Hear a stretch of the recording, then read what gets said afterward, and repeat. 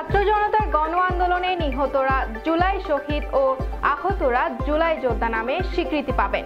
এ তথ্য জানিয়েছেন মুক্তিযুদ্ধ বিষয়ক মন্ত্রণালয়ের উপদেষ্টা ফারুকী আজম। সোমবার 17 ফেব্রুয়ারি দুপুরে রাজধানীর ওসমানী স্মৃতি মিলনায়তনে জেলা প্রশাসক সম্মেলনে কথা বলেন তিনি। উপদেষ্টা জানান, নিহত ও আহতরা এককালীন ভাতা সহ সরকারি সুযোগ সুবিধা পাবেন। আহতদের 3 ক্যাটাগরিতে ভাগ করা হয়েছে। ক্যাটাগরি করার দায়িত্বে ছিলেন স্বাস্থ্য মন্ত্রণালয়।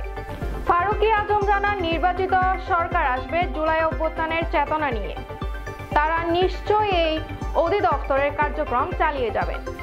এছাড়া দুর্যোগ ব্যবস্থাপনা ও ত্রাণ মন্ত্রণালয়ের কাজের বিষয়টি মন্ত্রণালয়টির উপদেষ্টা ফারুকী আজম জানান, দুর্যোগের পর মানুষের গৃহ নির্মাণে যে সামগ্রী দেওয়া হয় সে তথ্য এখন এলাকা ভিত্তিক সংগ্রহ করে সংশ্লিষ্ট এলাকায় সরবরাহ করা হবে।